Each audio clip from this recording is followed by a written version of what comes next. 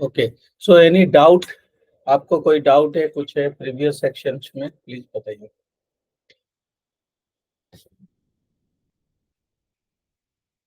कुछ last unit में जो ऑर्गेनाइजेशनल डेवलपमेंट है हमने पढ़ाई किया था, उसमें कोई डाउट है? Any doubt you have, please let me know. Have you gone through it? Was not able to join yesterday's meeting, so what all units did you cover in that? Yesterday हमने बात किया था जो organisation change and development, ठीक है।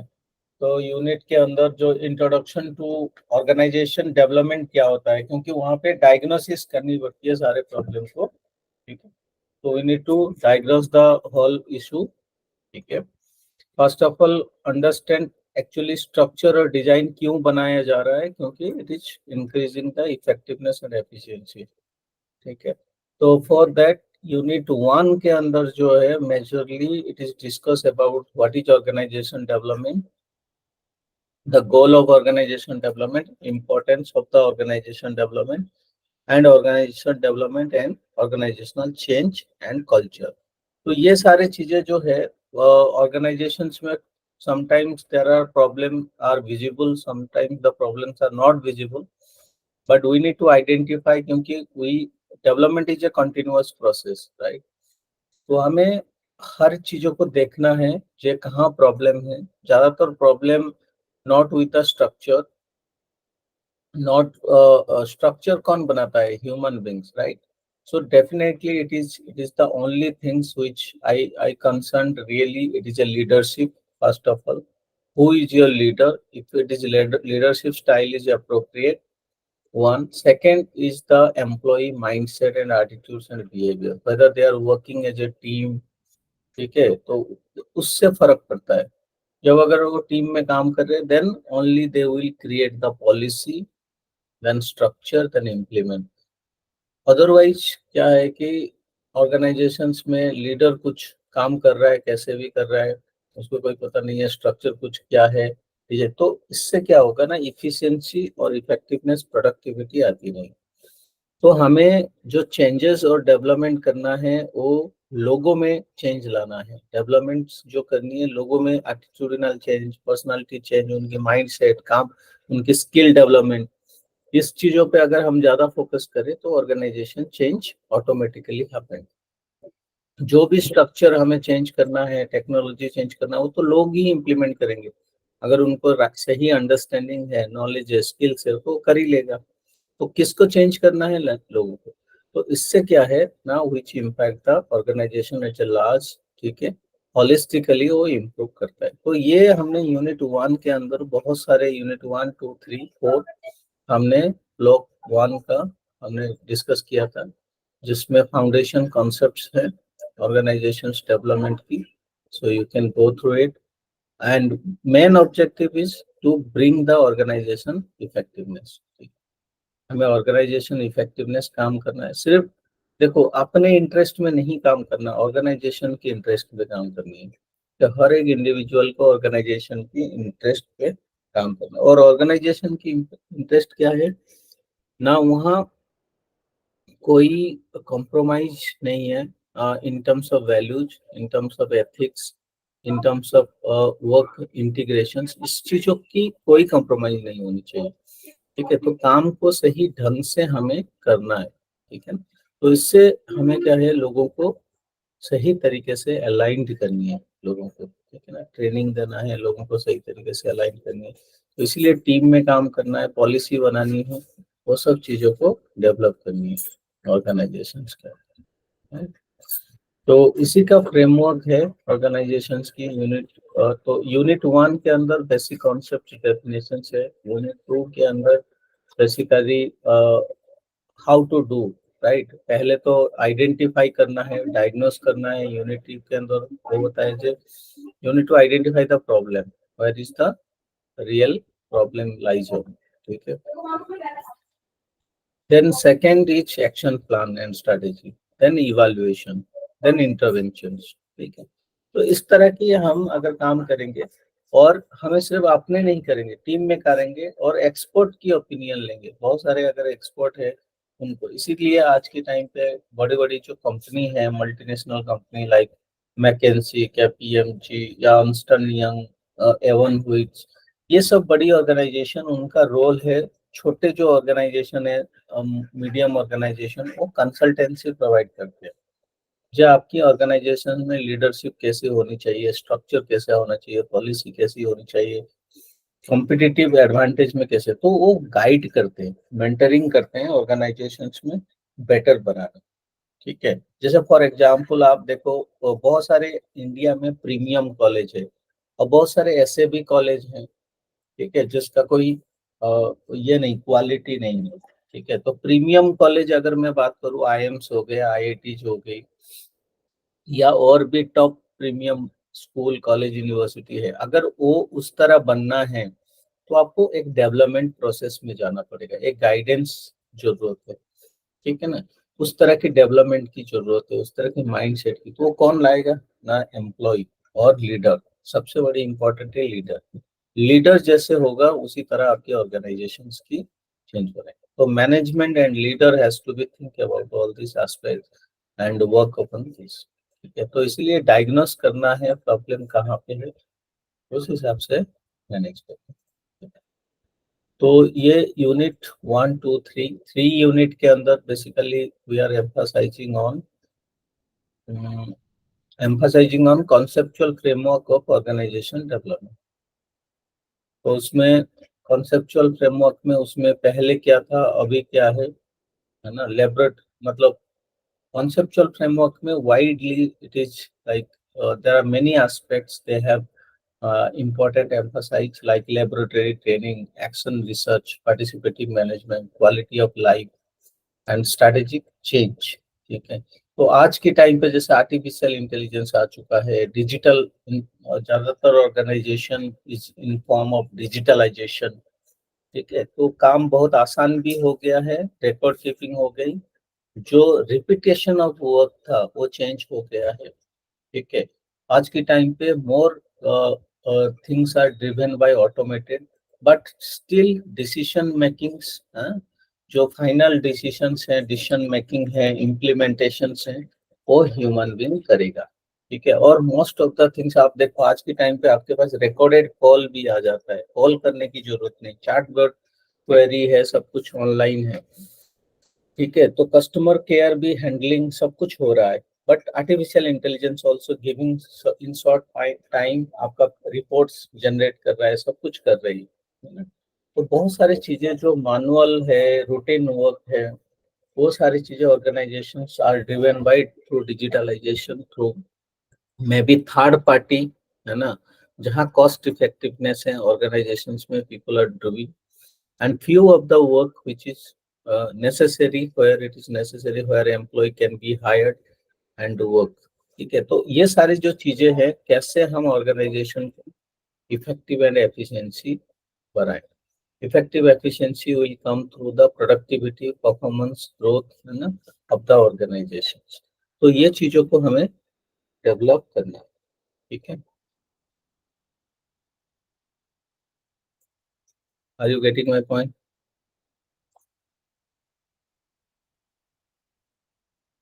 Yes, sir.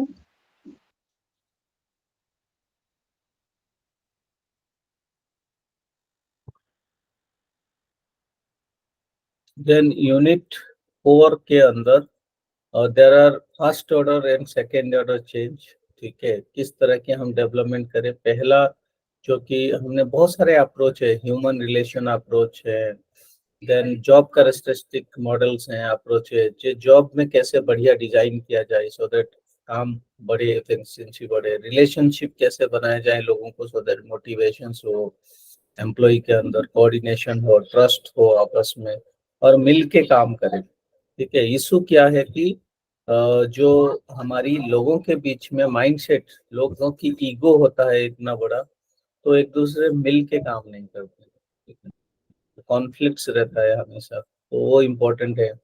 तीसरा है resources की, अगर हम बात करें तो ट्रेलर की बात है। ठीक है, ट्रेलर ने जो इंजीनियरिंग की बात कही, है ना, सो जॉब इंजीनियरिंग बहुत बड़ी इंपॉर्टेंट है। जॉब इंजीनियरिंग बेसिकली जे आपकी जो प्रोडक्ट है, आप जो काम कर रहे हो, लेआउट्स कैसे है ना। जॉब इंजीनियरिंग जो है आपको एम्फसाइज करता है कि ये आपकी जो एनवायरनमेंट है उसमें रूम में लाइट कैसे होनी चाहिए, कलर कैसी होनी चाहिए, सिटिंग अरेंजमेंट कैसी है। बहुत सारे ऑर्गेनाइजेशन में कॉलिंग करना है, ऐसे ओपन एरिया में बैठा दिया तो वो इफेक्टिवनेस नहीं बढ़ेगा। Calling should be the sound proof room हो, है ना। और बहुत सारे ऑर्गेनाइजेशन में ऐसे क्यूबिकल केबिन्स होती हैं, या you have a transparent cabin so that जो जहाँ पे आज की टाइम पे वुमेन सेक्सुअल हैरेसमेंट है, अगर उसके जगह ट्रांसपेरेंट हर केबिन हो तो हर कोई का बिहेवियर देख सकता है, कोई सो नहीं सकता ऑफिस के अंदर। ठीक है, तो आप क्या कर रहे हो क्या नहीं, वो चीजें हर किसी को नोटिसेबल है। तो मतलब हर केबिन अगर शीशे की हो चारों तरफ तो कोई दिक्कत नहीं है। Are you getting my point? ठीक है, तो इस तरह की इकोनोमेट्रिक जो डिजाइन है तो वो हमेशा हेल्प करेगा टू इंक्रीज द एफिशिएंसी और इन द ऑर्गेनाइजेशन। तो जॉब डिजाइन के बारे में सोचना है। ठीक है, तो इसी तरह जॉब कैरेक्टरिस्टिक मॉडल था, skill variety, task identity, task significant, autonomy and feedback. तो इसको इसमें कहता है कि job job itself will create the motivation. तो जॉब में कोई भी जॉब करो उसमें वैरायटी हो, सिग्निफिकेंट हो और आइडेंटिटी हो। इसके साथ साथ जो काम कर रहे हो उसमें कंप्लीटली ऑटोनॉमी हो एंड उसका प्रॉपर फीडबैक मैकेनिज्म। तो इससे आपको मोटिवेशन मिलता है काम करने। ठीक है, यही चीज है, क्योंकि हमने कोई डिजाइन बना लिया, स्ट्रक्चर बना लिया, बिल्डिंग खड़ा कर लिया, उससे बिजनेस नहीं चलता। Business will drive by the people only. जो लोग हैं आपकी वही इनोवेशंस लाएंगे, क्रिएटिविटी लाएंगे, एंड कंज्यूमर तक पहुंचाएंगे, तो प्रॉफिट वहीं से आएगा। ठीक है, तो इसको ध्यान देना। तो ये सारे ऑल यूनिट में हमने डिस्कस किया था लास्ट यूनिट में। Now today will discuss about the block 2। ठीक है,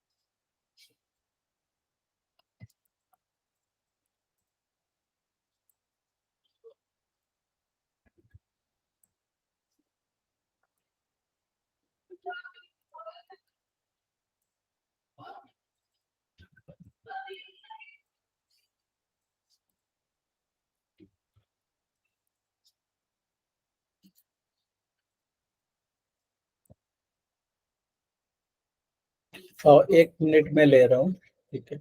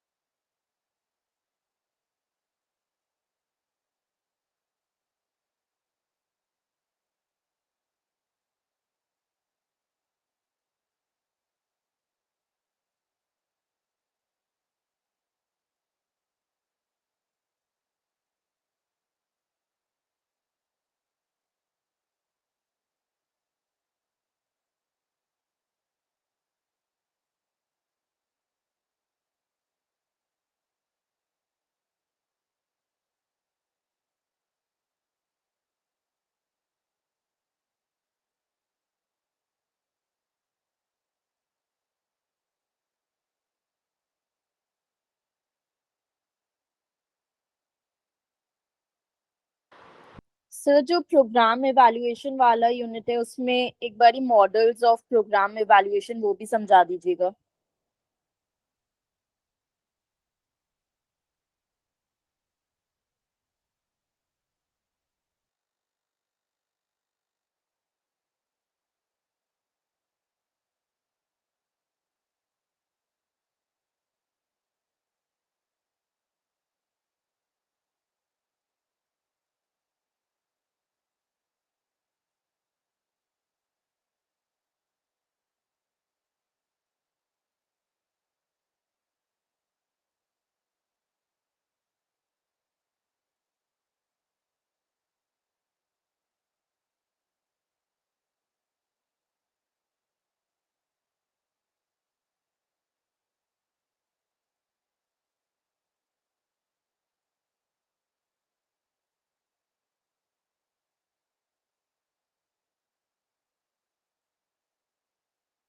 Hello.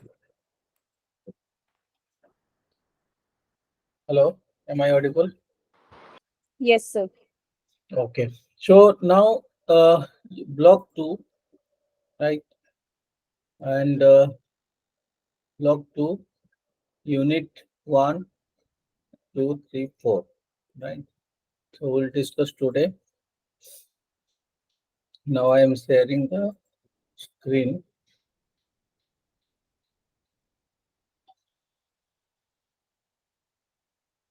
Okay. So screen is visible.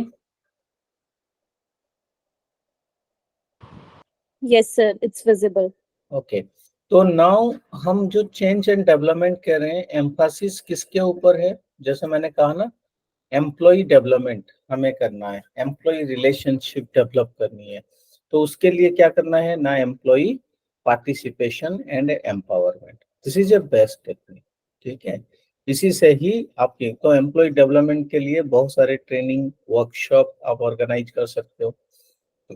Participation बहुत है, क्योंकि कोई भी चेंजेस आप लाओगे ऑर्गेनाइजेशंस में, उसको एंश्योर करना है it is benefit for the organisations and benefit for the employee. अगर ऑर्गेनाइजेशन ग्रो करेगा तो एम्प्लॉय भी ग्रो करेंगे, है ना, उनका भी ग्रोथ होगी। तो पार्टिसिपेशन बहुत बड़ी इंपॉर्टेंट है। बहुत सारे ऑर्गेनाइजेशंस में एम्प्लॉय को पूछा ही नहीं जाता है या डिस्कस नहीं किया जाता है, ऐसे ही पॉलिसी बना दिया जाता है, नहीं कोई सोचता नहीं है, या जो इनकॉम्पिटेंट पर्सन्स हैं, लोग हैं, वही लोग पॉलिसी बना रहे हैं। क्या हमने 360 डिग्री फीडबैक लिया? नॉट ओनली दिस कमिटी या जो 2-4 लोग कमिटी में है वही प्लानिंग प्रोसेस वो सब डिजाइन कर रहे हैं, इसके अलावा क्या हम बाहर से लोगों से भी ऑनेस्टली रिव्यू ले? तो इतना टाइम टेकिंग होता नहीं लोगों के पास, इतना समय नहीं होता है, तो लोग करते नहीं इतने काम। कौन करे, हम जो कर रहे सही है, ठीक है। तो ये माइंडसेट में कभी कभी बायस हो जाए। तो पार्टिसिपेशन इम्पोर्टेंट है देन एम्पावरमेंट। तो इस यूनिट के अंदर यही चीज है, पार्टिसिपेशन करना है। पार्टिसिपेशन का मतलब है इन्वॉल्वमेंट हो गया, how they will contribute, you have to make them responsible. ठीक है, रेस्पॉन्सिबल कैसे होगा? When you delegate the work.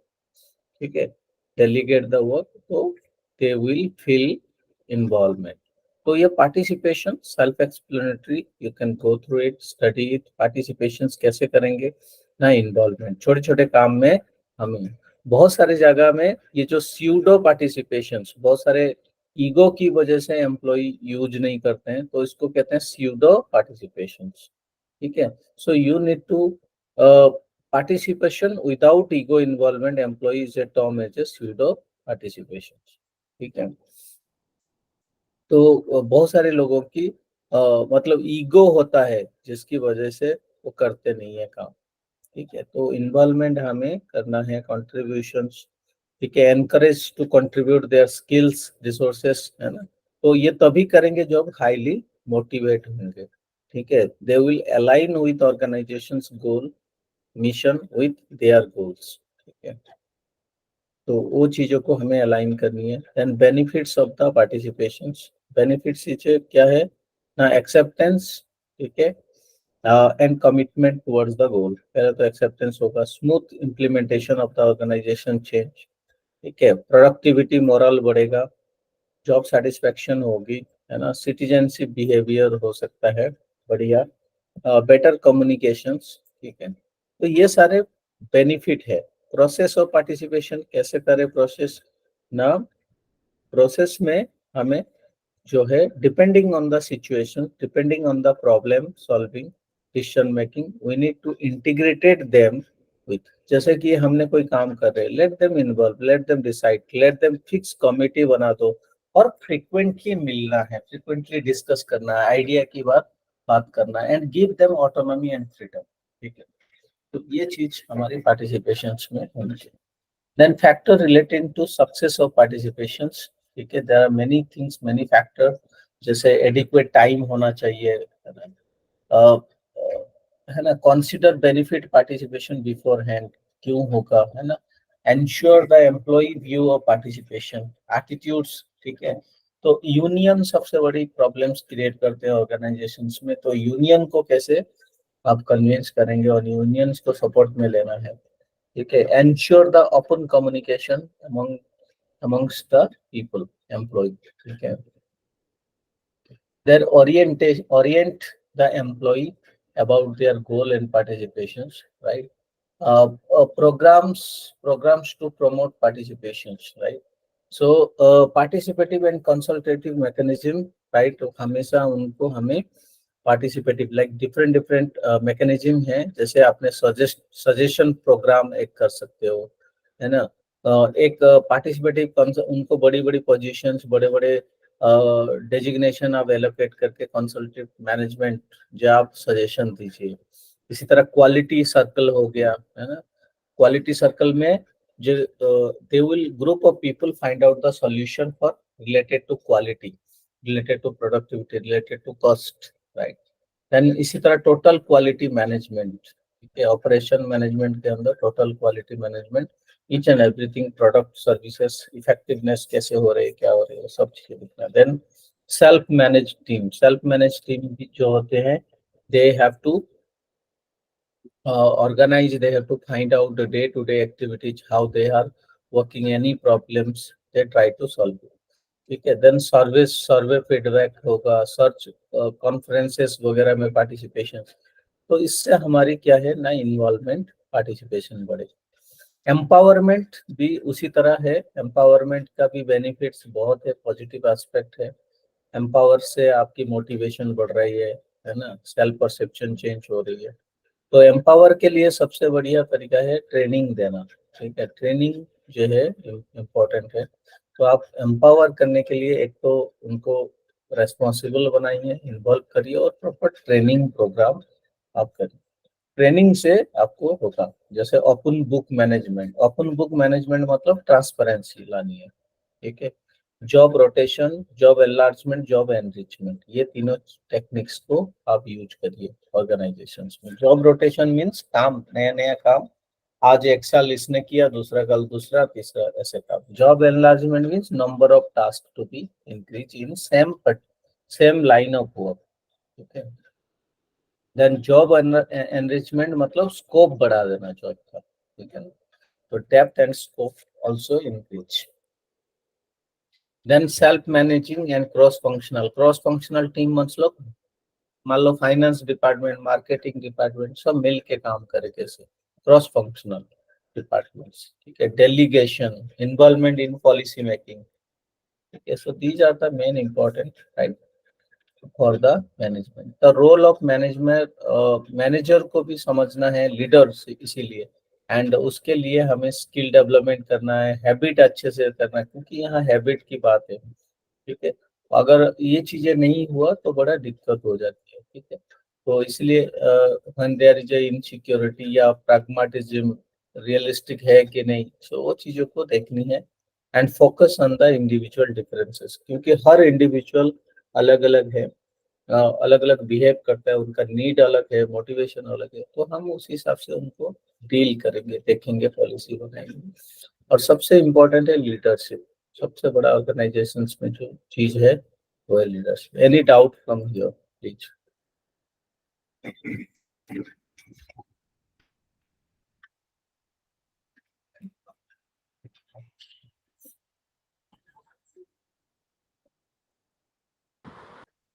Sir techniques for empowerment में ओपन बुक मैनेजमेंट क्या है?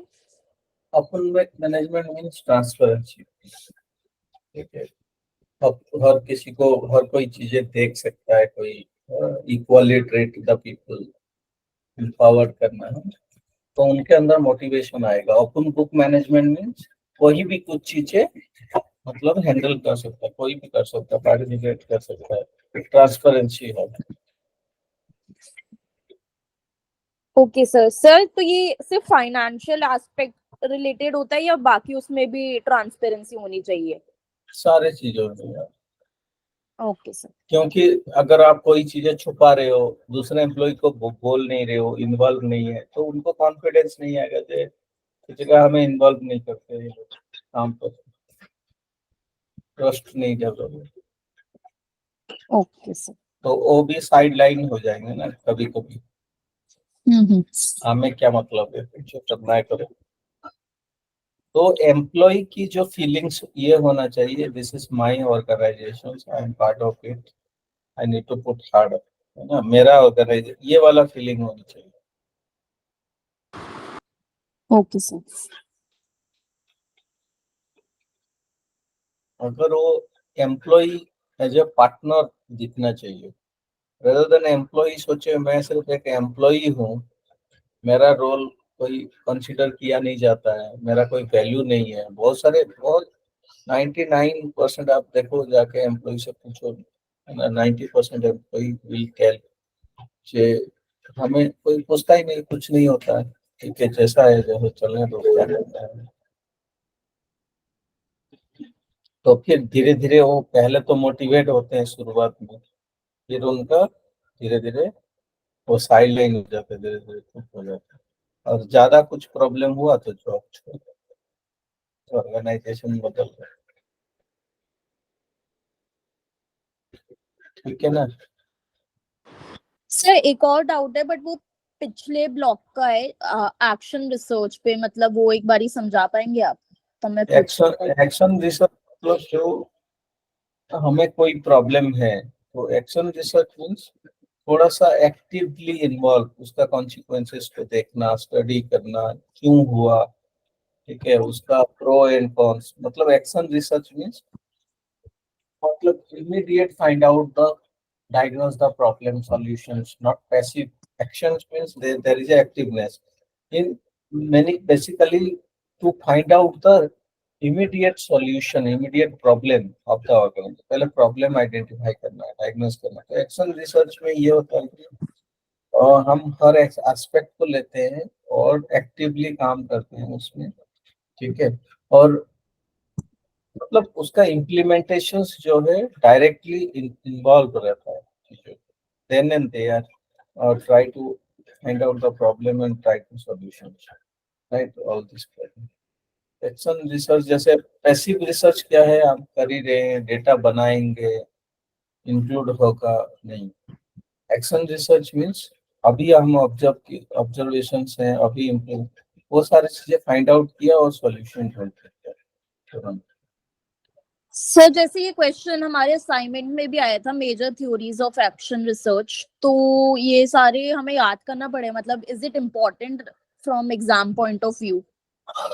हो सकता है, कोई भी क्वेश्चन आ सकता है, और लिख देना, कोई बात नहीं, पहले कॉन्सेप्ट समझने की कोशिश करो, तो लिख ही दोगे। नहीं सर, तो जैसे ऐसे टाइप के आते हैं कि मेजर थ्योरीज, तो फिर सर फिर हमें पूरा मतलब ये याद करना ही पड़ेगा कि क्या क्या थ्योरीज थी इन पे? हाँ बिल्कुल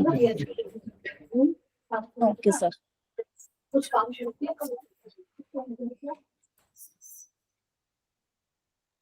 बिल्कुल याद करने पड़ेंगे।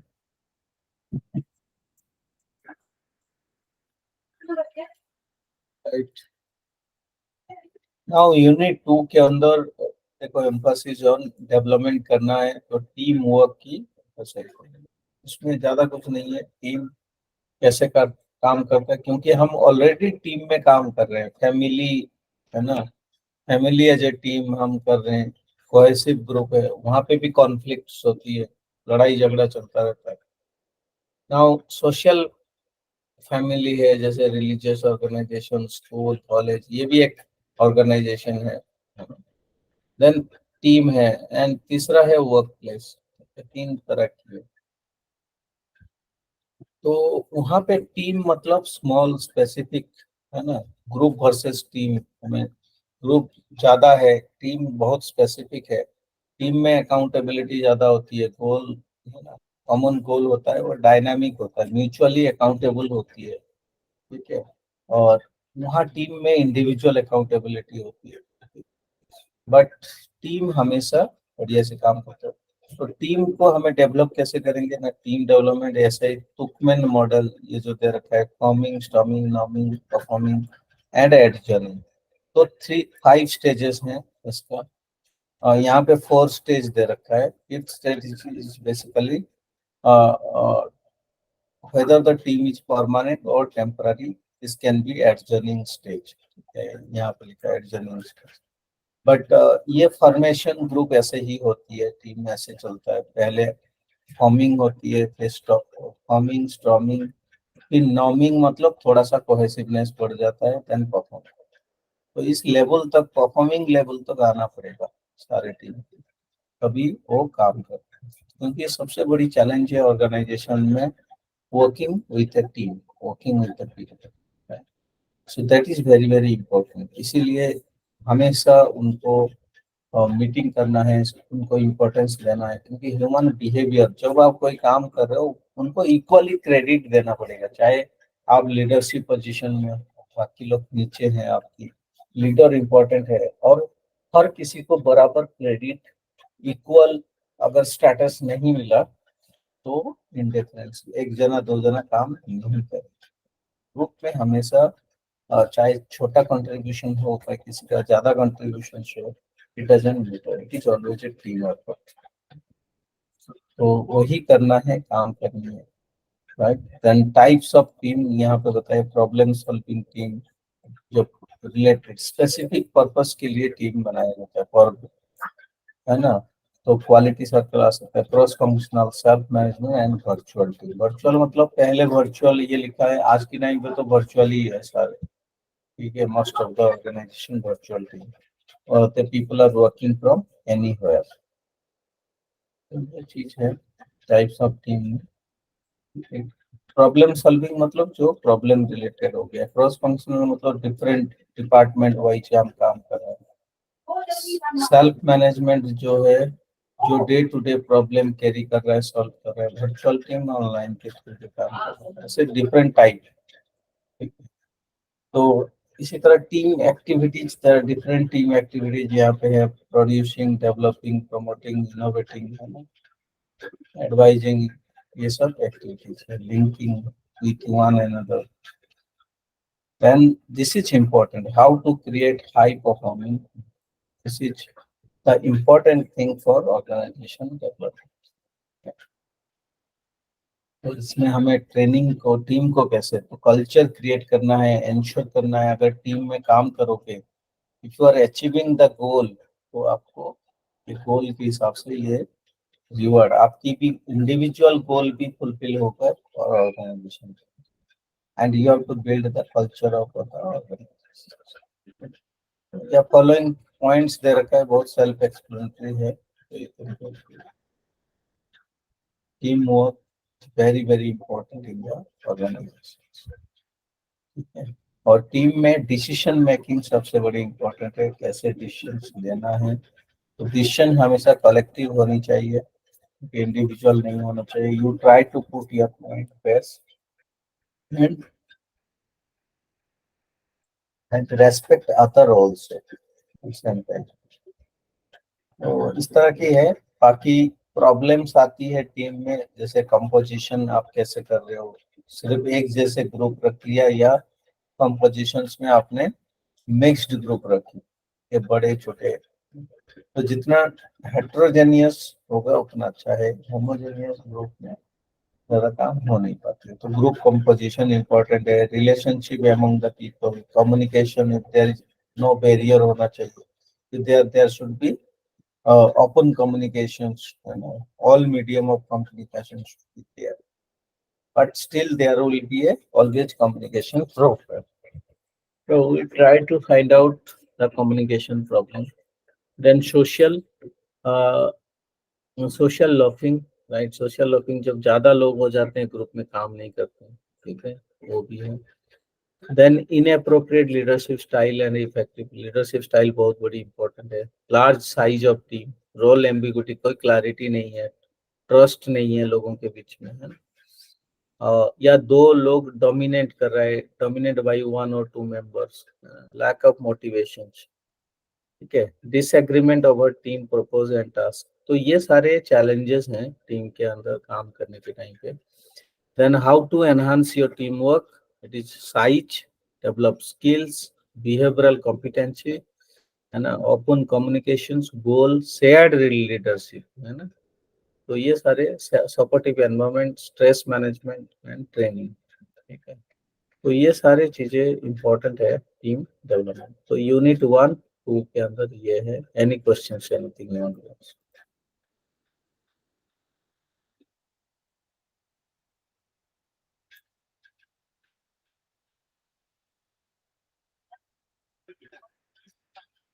देन यूनिट 3, ठीक है, unit 3 is same time you for change and development you need to create a parallel learning structure। तो पैरेलल लर्निंग स्ट्रक्चर आपको क्रिएट करना है, ऑर्गेनाइजेशन लर्निंग, राइट, जहाँ पे ऑर्गेनाइजेशन सिस्टम थिंकिंग, ठीक है, जो हमें parallel form of learning create करना है। जैसे हम लोग ऐसे मैकेनिज्म बनाए so that it is also include all the structure, process and behavior to be assimilated। then team learning कैसे हो, है ना, shared vision, mental models, personal mastery मतलब पर्सनल स्किल सेट डेवलपमेंट करें हम। Sorry to interrupt you sir, but इसमें आप मेरे को बता सकते हैं single loop learning, double loop learning, ये वाला पॉइंट? हाँ, single loop and double loop learning जो है ऑर्गेनाइजेशंस के अंदर, सिंगल लूप लर्निंग जो है basically you are learning alone, right? The fundamental level of learning effectiveness policy, basically the when the person is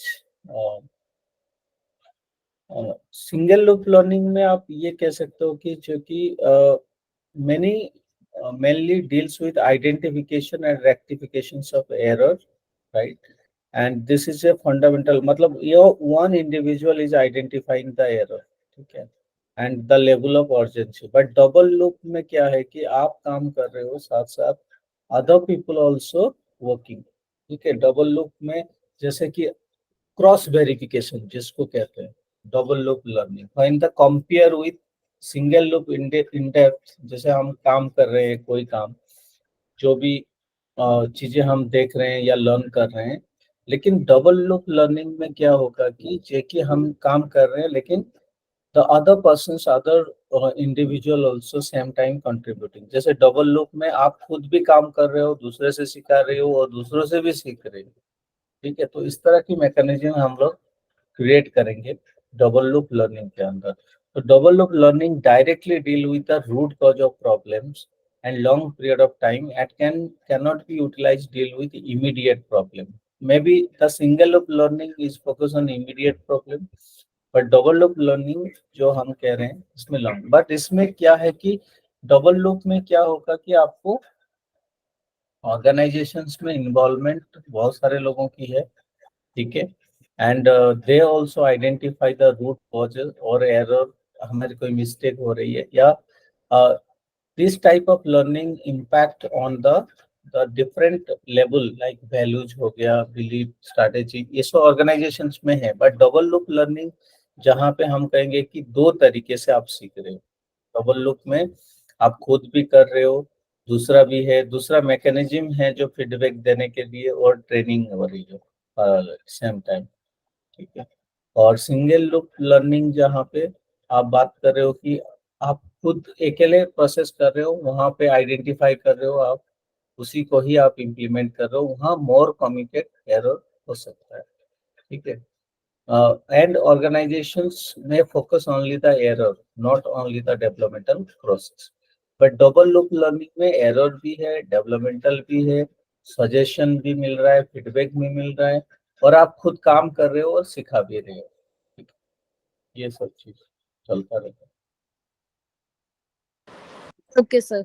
है, ठीक है।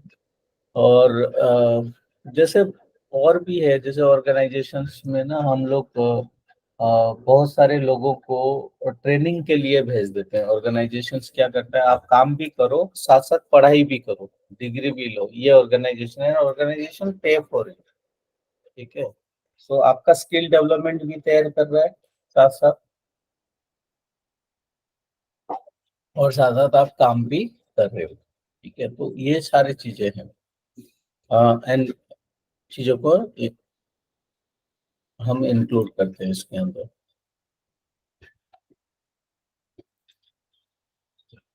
ठीक है। Then these are the then strategy for organizational learning, ठीक है। Organisational learning जैसे एक्शन लर्निंग, एक्शन लर्निंग के अंदर आप क्या कर सकते हो ना, बहुत सारे वर्कशॉप कर सकते हो, ट्रेनिंग प्रोग्राम कर सकते हो, कॉन्फ्रेंस कर सकते हो, है ना। और ऑन द जॉब ट्रेनिंग, खास करके काम करते करते आपको सीखना है, ऑन द जॉब ट्रेनिंग, ठीक है। तो इस तरह की action learning can be there. Then cross functional, दूसरे दूसरे डिपार्टमेंट की हम नॉलेज सीखे, वहां पे जाके कैसे काम हो रहा है वहां पे। देन वर्कआउट, ठीक है ना।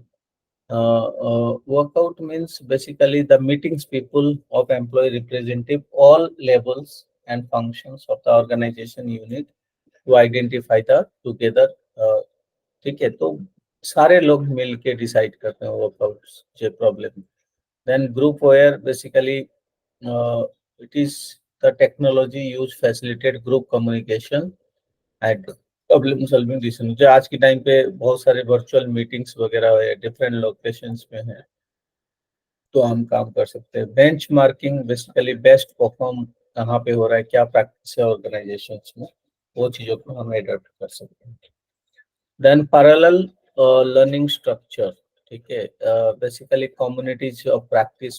पैरेलल लर्निंग स्ट्रक्चर मीन्स हमें बहुत सारे काम, जैसे कि ब्यूरोक्रेटिक सिस्टम है, तो हम उसको डेमोक्रेटिक सिस्टम बनाएंगे, जहाँ एक दूसरे से सीखे, पार्टिसिपेटिव मैनेजमेंट हो, तो हम उससे बहुत कुछ सीखने को मिल सकता है। नॉलेज मैनेजमेंट कैसे एक दूसरे को सिखाए, एक दूसरे को अंडरस्टैंडिंग करें, तो वो चीज़ें हैं। तो जैसे कि बहुत सारे लोगों की कॉमन एरिया ऑफ इंटरेस्ट है, ठीक है, तो यू कैन शेयर कम्युनिटी बना सकते हैं और प्रैक्टिस, ठीक है। तो ये सारी चीज़ों को हेल्प करके हम parallel structure, learning structure means काम के साथ साथ हम और भी नॉलेज और स्किल डेवलप करें, तो so that people will also involve, people will change their mindset, people will change their behavior. This is the important aspect of this, ठीक है। Parallel structure of learning we have to create in the organization। मतलब कहने की है कि जो team participation के साथ साथ एक लर्निंग भी मैकेनिज्म आप क्रिएट करिए, चाहे either you can send them for study, ठीक है, या ऑर्गेनाइजेशंस में ऐसे करिए हफ्ते में एक दिन, जहाँ लोग कोई भी प्रॉब्लम हो डिस्कस करे, सेमिनार करे, वर्कशॉप करे, कॉन्स्टेंटली लर्न करें, है ना, ट्रेनिंग प्रोग्राम्स हो, तो वो भी एक तरीके से पैरेलल स्ट्रक्चर, डिफरेंट फॉर्म है, ठीक है। जैसे फॉर एग्जांपल आप कैफेटेरिया में जा रहे हो, बैठ के बात कर रहे हो, वो भी एक तरीके से लर्निंग है, एक दूसरे से इंटेलेक्चुअल बातें हो रही है, डिस्कशन हो रही है, उससे भी आप सीख रहे हो। अगर ऑर्गेनाइजेशंस में हम ऐसे कल्चर नहीं डेवलप करें, जो चाय पी रहे कैफेटेरिया में बैठे हैं, लेकिन हम कहेंगे तो आप बैठ नहीं सकते, तो वो लर्निंग स्ट्रक्चर नहीं है, ठीक है। तो इसी तरह लर्निंग स्ट्रक्चर क्रिएट है, जहाँ लोग बैठे थोड़ी देर टाइम स्पेंड करें, बातें करें intellectually, then they can bring the good work to the organisation, ठीक है।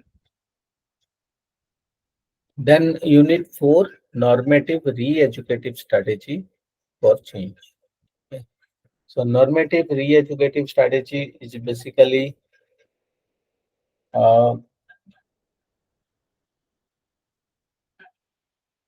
you can basically change जो है इसमें resistance है, जो मैं कह रहा था, एक resistance of change. There are many resistance in change you will find out in the people side. So because people have a selective perceptions, selective retentions, due to that they have always resistance in the there. तो एक cot Lewin का model है force field analysis, जिसको techniques को use करके हम बहुत सारे चेंज जो ऑकरेंस होती है ऑर्गेनाइजेशन में उसमें कर सकते हैं। जैसे यहाँ पे बताया टू ओवरकम द चेंज अगर करना है, open communication, create awareness, provide education, involvement, encourage participation in decision making, support training and counselling during the process, right. ये सब चीजें आपको जरूरत है जो है। तो एक्शन सेंटर्ड अप्रोच, हमेशा लोगों को इन्वॉल्व करना, डेटा कलेक्ट करना, कहाँ चेंज नहीं हो रहा है, क्यों नहीं हो रहा है, ठीक है, उसकी डेटा लेके एनालिसिस करके you can predict. Then empirical, rational empirical approach, right people at right place, है ना, राइट इंफॉर्मेशन, ये सब बहुत इंपॉर्टेंट है। फिर री एजुकेटिव, उनको एजुकेट भी साथ साथ करना है, उनको कंसर्न लेना है। अगर ये सब चीजों से नहीं होता है तो पावर, थोड़ा सा पावर को यूज करना, पावर कोर्सिव अप्रोच, थोड़ा पनिशमेंट, थोड़ा थ्रेटनिंग दे के करना। ये तभी जरूरत है जब लोग आपकी एक्स कैटेगरी की लोग आपकी ऑर्गेनाइजेशन में है, ठीक है। वाई कैटेगरी पीपल है उनको जरूरत नहीं है ये सब चीजें। तो इसी तरह ये सब चेंज है। सर तो ये चेंज करने का एक अप्रोच है, normative reeducative strategy. Yes yes yes, normative ये अप्रोच है, हमें तरीका सोचना। जैसे आपने देखा होगा अभी किसान आंदोलन हो रहा था, बैठे हुए थे धरना देने, है ना, तो वो गवर्नमेंट की बिल को वापस ले लिया, है ना। तो उसमें बहुत बड़ी है पॉलिटिकल इन्फ्लुएंस है, चीजें है, लेकिन हमें सही तरीके से चेंज करने की जरूरत है। हमें इन्वॉल्व करना है लोगों को, हाँ, उनकी बातें सुनना है, क्या प्रो एंड कॉन्स देखनी है, एजुकेट करनी है उनको, तो इन्वॉल्वमेंट करना है, ठीक है। तो समटाइम गवर्नमेंट अगर कोई पॉलिसी बना रहा है या कोई ऑर्गेनाइजेशन बना रहा है तो एम्प्लॉय को भी ले ले साथ में, जो रिप्रेजेंटेटिव हो, पार्टिसिपेटिव हो, फीडबैक लो, तो जो लोगों की राय हो, मेजोरिटी हो, तो उस हिसाब से काम,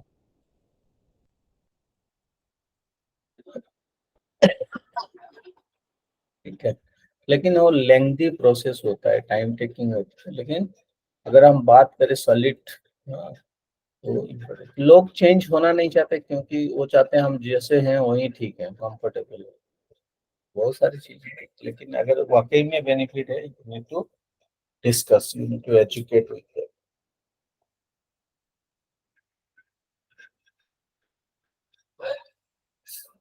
और कोई डाउट है तो बताइए। तो ये पढ़िए, पढ़ने से आपको रियल में पता चलेगा कहाँ कहाँ प्रॉब्लम है।